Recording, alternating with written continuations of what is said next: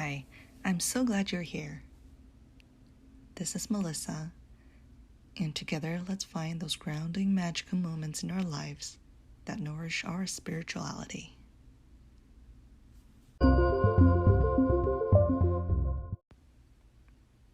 This podcast has taken on a new direction. Instead of reading from written works, I'm going to share how our beliefs can show up in the smaller or mundane moments of everyday life, in magical yet grounding ways. The episodes will still be short and sweet for when you want a little break or just some company.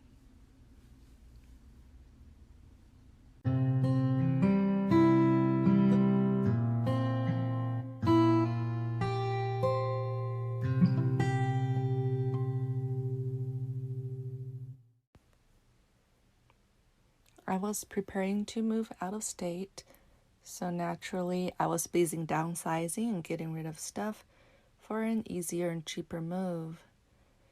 And I found it was surprisingly taxing and stressful for me to throw things away in a way that knowing they don't serve as much of a purpose for me anymore, and also knowing going to the dumpster is their most likely destination. So common options for downsizing is you donate, you sell things, or you throw them away. And these days there's also the option of gifting. You can see that in a lot of buy nothing groups. And giving away means you're bringing things to people in your community. So there's no transaction, it's purely gifting. This is great because I have successfully given away big things like bookcase. I had a tall bookcase where it's very sturdy and heavy, very functional, just too heavy for me to drag it out of state. And so I was really happy that I could give it away. That one, and also a couch, bigger furnitures like that. But I started thinking about this gifting thing more when I made an effort to give away a small bottle of supplement. It was new and unopened, but it's also not a generic vitamin. It's something more specific. The thought of throwing in trash just made my heart ache for some reason.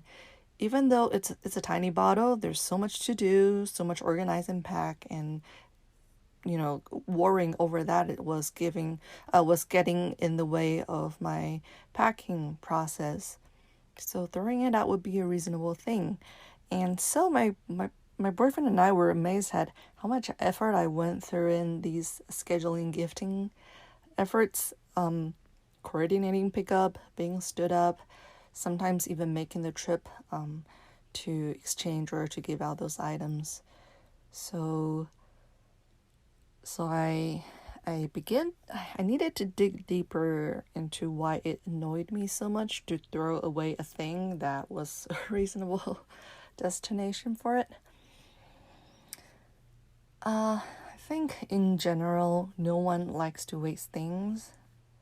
These days we hear about how one of the biggest waste actually occurs in everyday things, in manufacturing and transporting simple commodities in big volumes.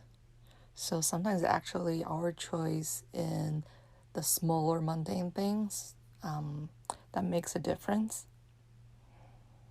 And this time in life, when I see a thing going to trash, I feel bothered picturing the materials, energies, costs going into it, ending up in trash. In the big picture, I think one single item doesn't really stand for a lot.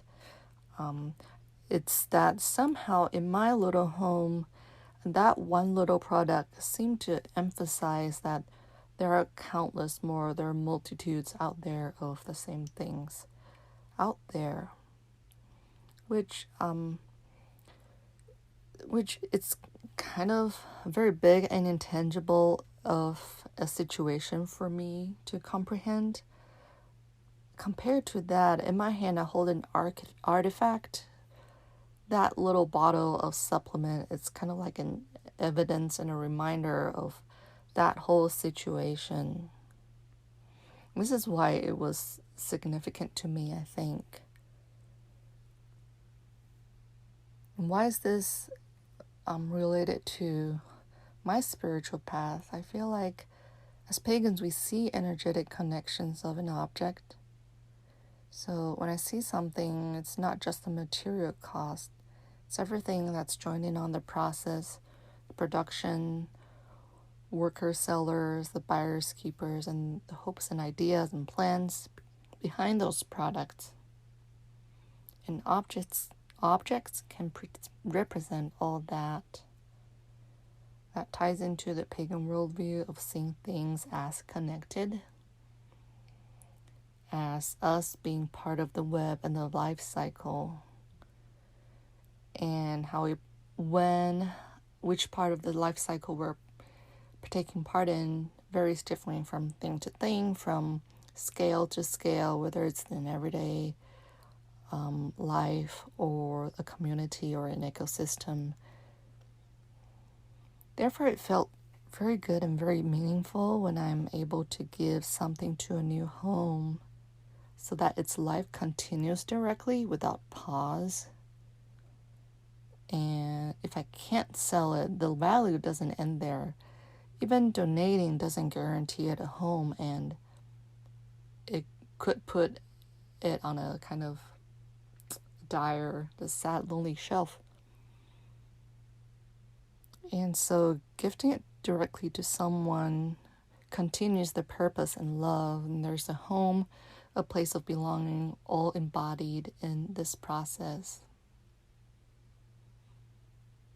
Overall, saving one little thing from the dumpster honestly might not contribute to the environment.